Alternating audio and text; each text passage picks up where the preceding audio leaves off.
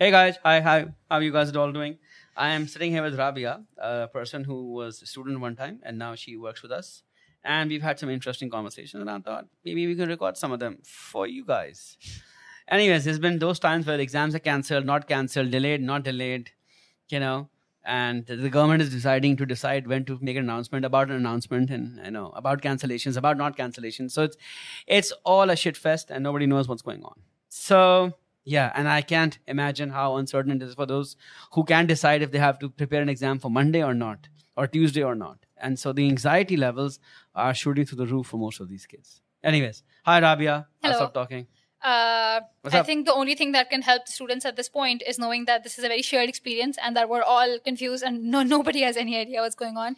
Even experts like Bilal Hamid don't know what's really going on. Yeah, this time around I can't predict. Last year I could completely predict. I had definitive answers because last year I assumed correctly at that time that smart people were deciding, making informed decisions by taking a lot of people into consideration.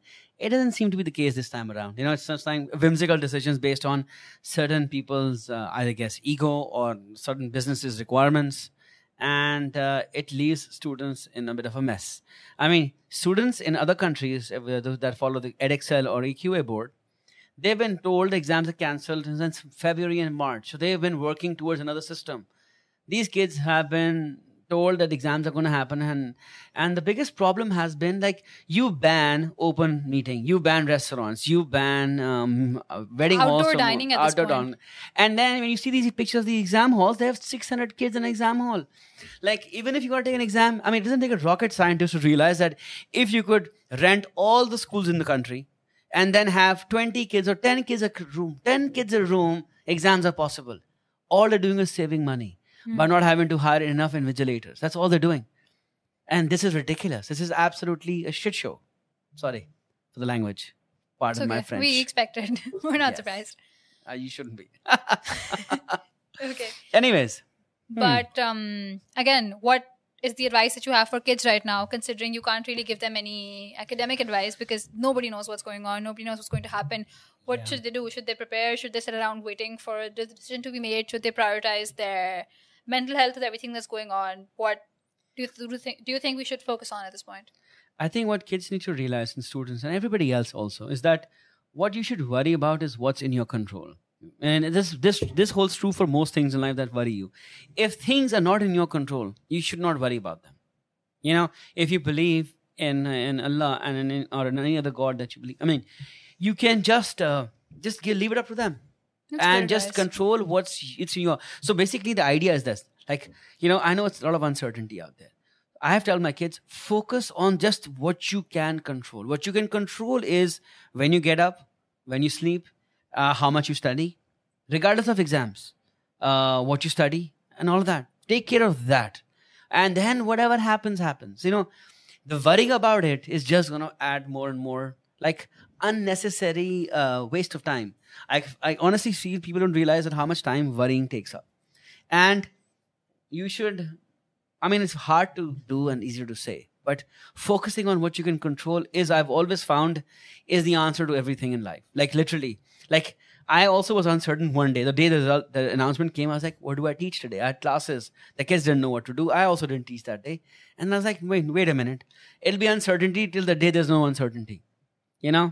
So what can I do? What can I do is I can talk to these kids and tell them that, like, look, I'm going to show them by example that even if exams are cancelled or not cancelled, let's continue with what we signed up for. I signed up to teach you guys. I'll continue to do that because that's in my control. Because this time around, it's not sure. It's like there is no guarantee the exam will be cancelled. Last year, I was very much sure. I was like, this year, I'm not sure. It's still not sure. I don't know who's benefiting. I don't know. There's a lot of politics going around. So I told the kids, okay, stop worrying about what's happening on social media. Stop worrying about Twitter. Stop worrying about our politicians. Focus on what they can control. For the next 2 weeks, it should be your A-level and O-level study. Well, O-level exams are definitely postponed. So they have nothing. They cannot do anything right now. The AS exams for kids are also postponed for most of them. So, and even if they're not, just continue to study. There's like, and if you don't want to study, just worship. This is that month where you can all unwind and think about Islam. And but for those kids who are still unsure and I don't want to take the risk, just study. don't worrying about that risk is not going to get you anywhere. Do you think one method that they can adopt is also that? So one thing that we found out in the past month, is that creating noise has an impact. Asking for what you think is right makes an impact. It sways decisions. It helps you make decisions. So do you think they should wait for the decision to be made, or do you think they should become a part of the decision making? I think students' voices have been heard, and I'm glad, because I don't think enough noise was being created pehle. They should realize that their voice matters. Their voice matters. Unless they're heard, people assume the kids are like, they don't have no opinions. That's what most adults think, and you got to change the narrative. The kids have to change the narrative. They think the adult, they have they have the opinions that some share are not the majority opinions. And then as a collective body, these students and their parents are the ones paying money to every institution, be it British Council, be it Cambridge, be it schools. Their voice matters. That's the beauty of a free market economy. The customer's voice matters. They don't realize they're customers. They're paying Cambridge for an exam. And honestly speaking, these kids should start thinking about not following the herd, and next time thinking about maybe there are other boards out there to consider who are a little more considerate than. Like, I'm sorry, but the mental well-being of a child was never taken into consideration by Cambridge. And I think this is the whole third world country complex that we have, and they treat us like that. They would not dare do this in England. They don't dare do this in Saudi Arabia and UAE, where there are also non-Pakistanis. I think we as Pakistanis got shafted this time around. And it's very obvious that we are third world country for them, even though we give them the most business. Which is very sad, because we're a huge market. It is very sad. I mean, Bangladesh got better treatment. India got better treatment. UAE, Dubai, Saudi Arabia. Every country's exams are cancelled. Regardless of what the government is doing, Cambridge should not just hide behind the government.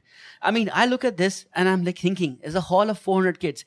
If any one of them takes disease from that hall, takes it to their house, and their grandparents and the parents have fall really sick or die, their death is on their hands. I don't know how somebody would be able to live with that. I can't. I have not been able to have one day of classes in person for the last 14 months because of that. I don't want to be part of causing pain and suffering to somebody else. Which is inevitable. It's inevitable that you're going to put 600 kids in a room and no one's going to catch a disease, which is everywhere. Exactly. It's stupid. And if you look at the stats coming out of Punjab, kids are falling sick. This new variant is really affecting the kids also. So and we are not close to vaccination.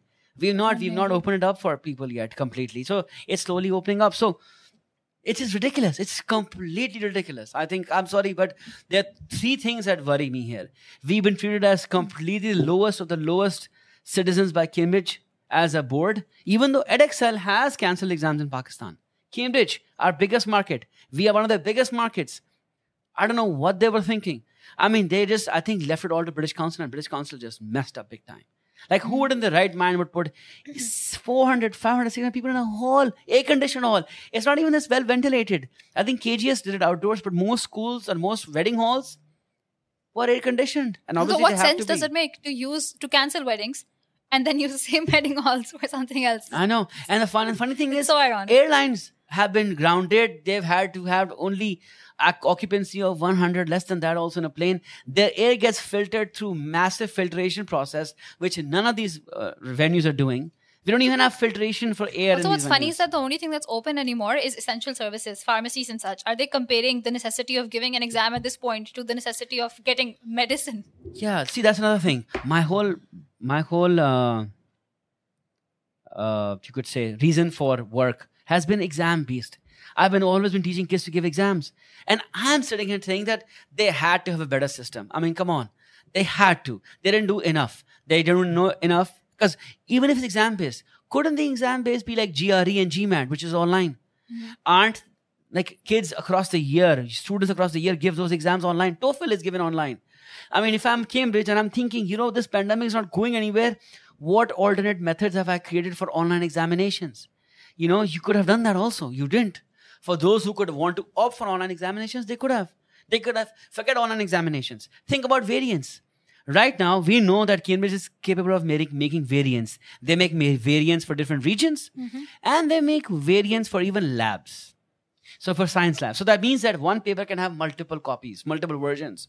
So if you had space issues and kids issues, Then if, let's say, math exam, you are going to have an X number of students, you make 8 math papers or 4 math papers. You divide this number of students over 4 or 8 days.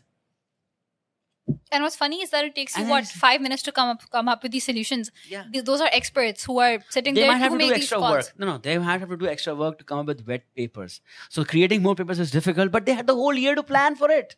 If 365 days is not enough to make multiple copies of papers, then I don't know why. It was understandable last year when Corona was a new thing. Nobody knew what to do with it, but it's been a while to it now. They've had a while to figure it out. It's not. Exactly. It wasn't unforeseen.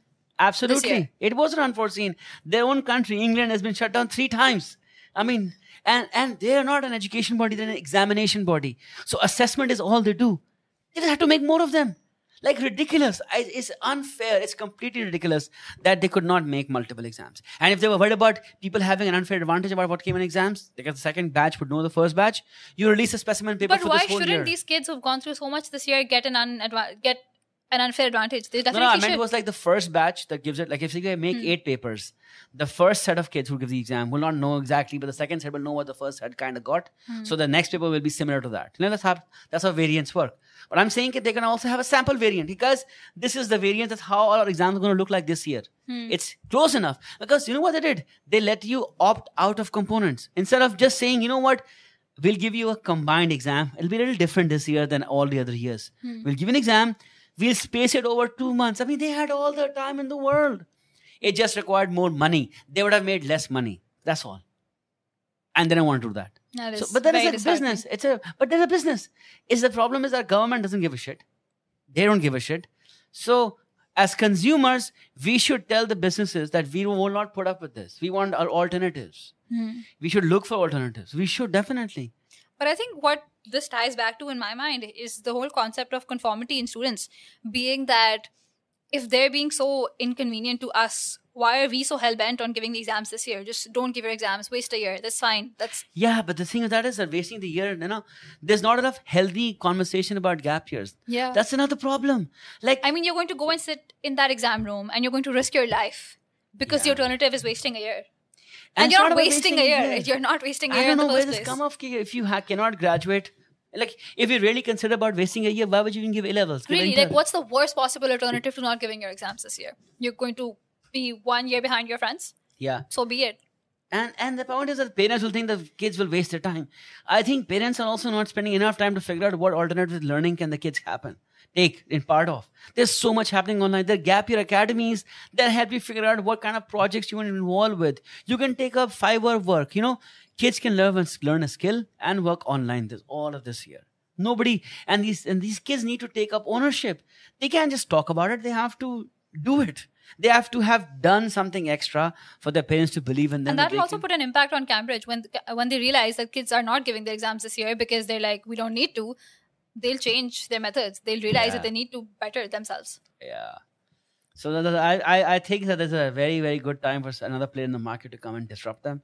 At the same time, I think British Council, because see, in some countries, Cambridge conducts their own exams. In some countries, British Council is the one that conducts the exams. In Pakistan, British Council did, and they screwed it up big time. I think it's more of, but then they should have coordinated better. Like, you cannot have a hall that big. You cannot have 500 kids in a hall. So that's a problem, And so I think what it all ties back to is holding people accountable, holding the right people accountable for the choices they're making and for what they're doing to other people. I swear to God.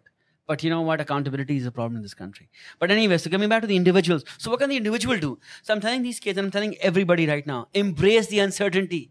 See, the most sought after qualities by employees are can they embrace uncertainty? Can they work under pressure? Can they change their mind? Can they thrive in tough situations? This is exactly that. Adaptability is the word of the day. Adaptability, agility, absolutely. The words of the day. And so what you need to do is you need to be adaptable and to be finding various ways of learning and various ways of committing to your time. Like, if teachers are not teaching right now, go look at videos. If the schools are not telling you what to do, you make your own plan of action. Assume that till the hour before the exam, you're going to go to the exam and you work towards that. What happens, you'll find out. But, don't sit and mope about what can be and what couldn't be. Yes, things could be better. But then the only way to make them better is do it themselves. So and you need to make them better. Things can always be better. And you can make them better, na? You guys get your voices heard. You collectively get behind people. And also, you keep working hard at what you need to do for yourself. And if those kids who have no more exams right now, it's the best time to focus on your well-being, yourself. Take this month to religious month. It's a very holy month. Take stock of what this life means to you. Hey, you want to give the exams in November? Do you want to give it in June? Do you want to give it? But what else can you study along with it? Why has everybody put all the eggs in this basket of Cambridge exams? There's so many things else. Because what is Cambridge? It assesses skills in certain subjects. If that is so important to you, go find other skills and other testing services that can add other skills to you and then verify them, like Skillshare, Creative Live, Coursera, go the Great Courses program. There's so much out there. And beyond everything, remember to prioritize yourself. These exams, your education, nothing is more important than your mental health, than the time that we're all going through right now, then making sure everyone in your life is healthy. That is what's important. Everything else can wait. Yeah, and take care of mental health and your family's health and your physical health. Stay indoors, stay safe. By the way, work on immunity. I think people don't realize that the best thing we can do for Corona is working on our immunity. Everybody should be working out, getting tough, taking their vitamins, getting some sun, getting an hour of sun a day, vitamin D, zinc, magnesium, immunity, building it up, exerting yourself. That's what's going to save us from this virus. Being healthy. That's what I want to. So focus on that. Physical health and mental health, both. That's what I would give away from here. Anyways, it's fun talking to you, Rabia. It was fun listening to you. Yeah, I do like the sound of my voice, don't I? But I like talking to you. So we're going to be back again in the next few days. Looking forward to that. All right, guys. Okay. Chai from my end. And bye-bye. Bye.